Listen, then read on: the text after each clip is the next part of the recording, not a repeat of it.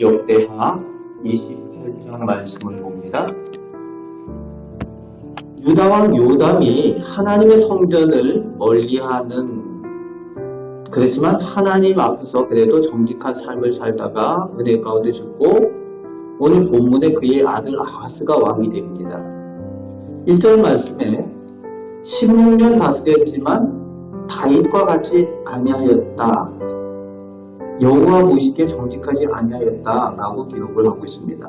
그런데 거기서 더 나아가서 2절 말씀에 보니까 그가 유다 왕인데 이스라엘 왕들의 길로 행했다라고 되어져 있습니다. 이스라엘 왕들의 길 하면은 기본적으로 우상 숭배를 말하는 겁니다.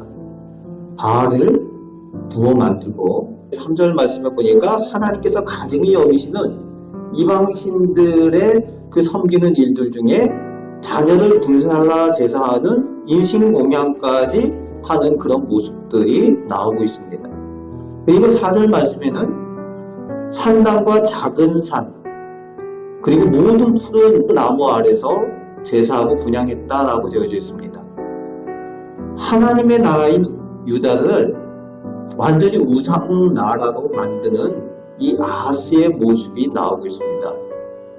유다 왕인 아하스가 왜 이렇게 되었을까요? 보고 배우는 것이 없기 때문에 그래요. 성전 중심의 신앙생활하는 것, 하나님의 전에서 예배하는 것, 이런 것에 좋은 본을 보지 못했기 때문에 그 아버지를 통해서 하나님을 섬기는 본을 보지 못했기 때문에 그가 복은 받아야 되겠고 하다 보니까 세상에 있는 모든 신들을 다 섬기고자 하는 마음이 있는 거죠.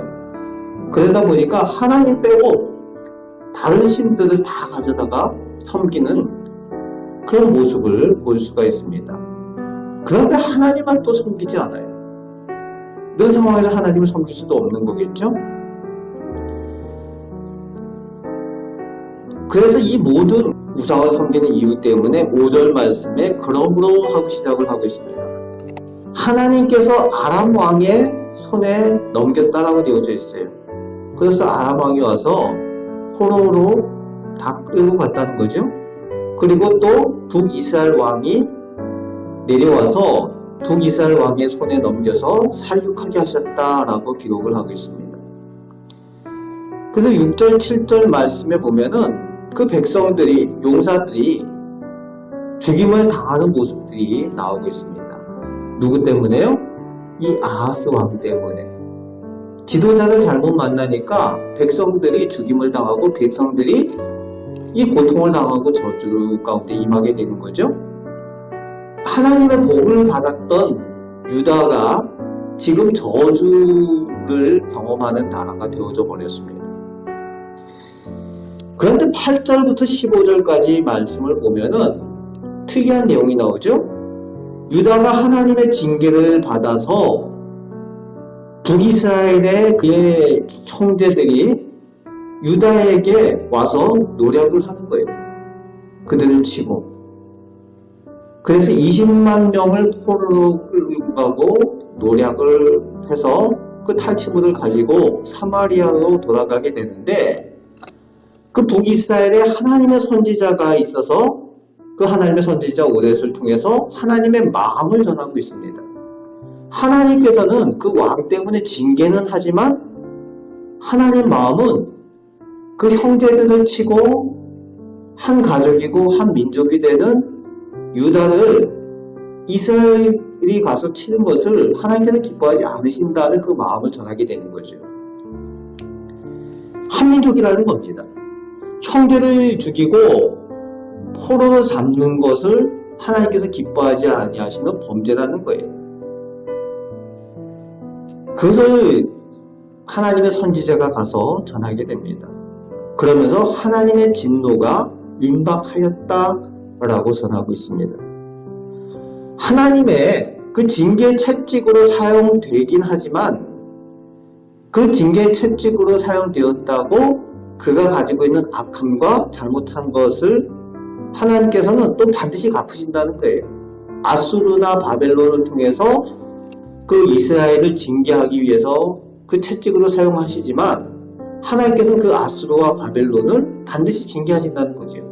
오늘 북이스라엘도 하나님께서 진노의 채찍으로 쓰시지만 그 범죄하는 것을 돌이키지 아니하면 하나님께서 징계하신다는 거예요. 이 말씀을 전하고 있는 겁니다.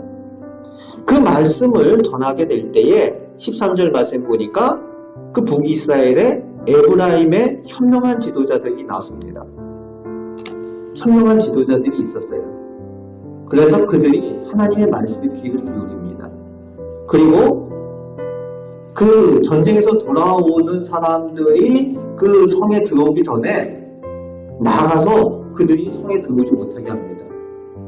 그 성에 하나님의 저주가 임하지 못하게 하기 위해서, 진노가 임하지 못하게 하기 위해서 나가서 들어오지 못하게 하고 막고, 그 현명한 지도자들이 그 형제라고 포로로 잡혀온 유대 백성들은 기름을 바르고 치료할 사람들 치료하고 입힐 사람들 입히고 먹일 사람들 먹이고, 그리고 약한 사람들은 노새에 태워가지고 다시 유다로 데리고 가는 거죠. 그래서 여리고성까지 데리고 가서 그 형제에게 돌려주고 왔다라고 15절 말씀이 기록을 하고 있는데, 어쩔 수 없이 하나님의 진노의 채찍으로 사용되었지만 자기들이 잘못한 것에 대한 부분들을 바로 돌이키는 이 북이스라엘의 에브라임 지도자들의 모습을 볼 수 있습니다. 비교가 되죠. 지금 유다 나라, 유다 왕과 그 백성들은 하나님의 저주에 임하여 있는데, 오히려 하나님을 잘 섬기지 못했던 북이스라엘들이 오히려 하나님의 말씀에 귀를 기울이고 하나님의 뜻을 따라서 이렇게 돌이켜서 그 형제에게 잘하는 모습을 볼 수가 있습니다. 하나님의 은혜를 함께 입게 되는 거죠. 포로된 사람들이 이제 죽었다라고 끌려갔는데 하나님께서 베푸신 은혜를 입고 돌아오게 됩니다. 그때 그 왕 아하스가 이 하나님의 은혜, 포로를 끌려갔던 사람들이 돌아오는 것을 보면서 하나님께서 베푸신 은혜를 깨달았어야 되죠. 아, 하나님께서 계시는구나. 그런데 16절 말씀에 보면은 그 왕 아하스가 강대국 아수르를 의지하는 모습을 보여주고 있어요. 하나님을 의지하지 않고 하나님께 돌이키지 않습니다. 하나님을 찾지 않습니다. 에돔과 블레셋이 다시 하나님의 진노의 채찍으로 그들이 쳐들어와서 유다를 어렵게 하는데 하나님을 의지해야 되잖아요. 하나님께서 은혜 베푸신 것을 보면서. 그런데 깨닫지 못하고 다시 아람의 왕이 되는 그 아수르 왕을 의지하는 거예요. 그런데 그 아수르 왕에게 사신을 보내고 도움을 요청해서 예고를 보내고 해서 불러왔는데 그 아수르 왕이 도움으로 오는 척 하다가 와가지고 오히려 공격하고 점령을 하고 있어요. 여호와의 전에 있는 것, 왕궁에 있는 것들, 그리고 지도자들의 집에 있는 보물들까지 다 갖다 바쳤는데 그것이 아무 유익이 없었다라고 기록을 하고 있습니다. 그런데 22절 말씀을 보니까 이 아하스 왕이 이런 완전한 어려움 가운데 있으면은 돌이켜야 되잖아요. 그런데 권고할 때 더욱 여호와께 범죄하였다. 고난을 당하고 어려움이 있으면 하나님께 돌아와야 되는데 더욱 하나님께 범죄하는 모습이 이 아하스의 모습이에요.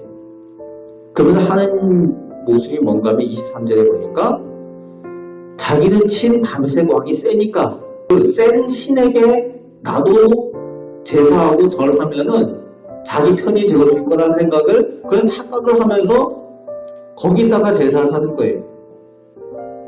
센 나라의 신에게 제사하면은 자기를 도와줄 거다. 그런 착각을 하면서 거기에 제사를 하는 거죠. 그런데 결론이 어떻게 됩니까? 23절 후반에 그 신이 아하스와 온 이스라엘을 망하게 하였다라고 기록을 하고 있는 거죠.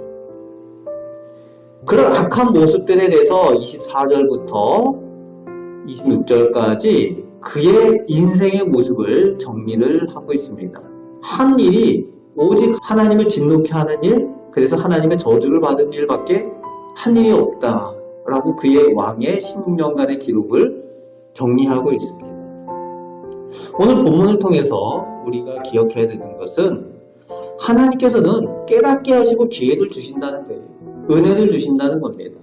포로 갔다 끌려갔다가 돌아오는 자기 백성들을 봤을 때 하나님께서 다시 기회를 주시는구나, 은혜를 베푸시는구나, 이것을 봤을 때에 그 은혜를 딱 붙잡고 하나님께로 돌이켜야 되는데 이 아하스는 그렇지 못했죠. 오늘 우리에게도 하나님께서 삶 가운데에 깨닫게 하시는 은혜가 있고 또 기회를 주실 때가 있어요. 그럴 때에 하나님을 오직 붙들고 하나님만 의지하는 우리 성도들이 되시길 바랍니다. 그래서 복을 누리시길 바랍니다. 그리고 힘들고 어려울 때에 우리가 더욱 하나님을 의지하는 것이 중요해요. 거기서 이제 힘들고 어려울 때 하나님을 떠나는 사람들이 있고 힘들고 어려울 때 더욱 하나님을 붙드는 사람들이 있습니다. 우리 성도들은 힘들고 내가 힘들고 어려울 때, 우리 가정이 힘들고 어려울 때, 우리 사업이 힘들고 어려울 때 하나님을 더욱 붙들고 의지함으로 인해서 하나님의 복을 누리시는 우리 귀한 성도들 다 되시기를 주님의 말씀으로 축복합니다. 아멘. 기도하겠습니다. 하나님, 저희와 함께 하심을 감사드립니다. 오늘도 저희를 사랑하여 주시고 저희를 선한 길로 인도하여 주시는 줄 믿습니다. 아버지 하나님, 저희 삶 가운데에 하나님께서 은혜를 베푸시며 또 하나님의 축복의 기회들을 허락하실 때에 저희가 그 은혜 자리로 날마다 더 나아가게 하시고 저희가 가끔은 연단 가운데에 고난 가운데 있을지라도 그 가운데 더욱 하나님을 의지하며 하나님의 은혜 가운데 나아가는 저희들 다 되게 하여 주옵소서. 저희를 선한 길로 인도하여 주심을 믿습니다. 하나님, 오늘 하루도 저희를 통하여 영광받아 주시옵소서. 함께 하심을 감사드립니다. 예수 그리스도의 이름으로 기도하옵나이다. 아멘.